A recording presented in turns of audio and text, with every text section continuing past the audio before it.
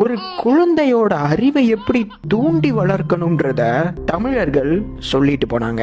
ஒரு மனிதன் தான் என்ன உணவு சாப்பிட்டா தனக்கு சேரும், தனக்கு இருக்கும் திறமை, குணம், உணர்ச்சின்னு எல்லாத்தையும் முக்கால்வாசி முடிவு பண்றதே அவனோட 6 வயசு வரைக்கும் வாழ்ற அந்த குழந்தை பருவம் தான். அந்த நேரத்துல குழந்தை எதெல்லாம் பாக்குதோ அப்படியே ஒட்டிக்கிட்ட மாதிரி மூளையில ஸ்டோர் ஆகும். இத புரிந்த தமிழன் அந்த நேரத்துல குழந்தைக்கு நல்லதை மட்டும் காட்டி கெட்ட விஷயத்தை காட்டாம இருக்கிறதுல ரொம்ப தெளிவா இருந்தா.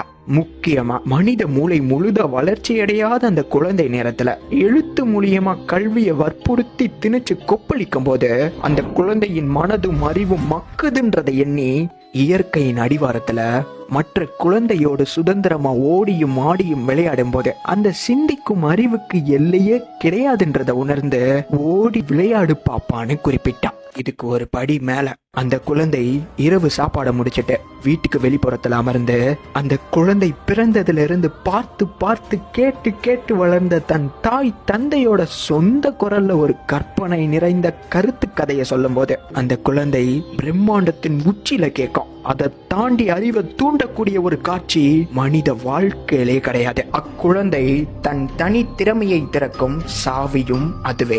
இதைத்தான் தமிழர்கள் தொட்டில் பழக்கம் சுடுகாடு மட்டும்னு குறிப்பிட்டாங்க.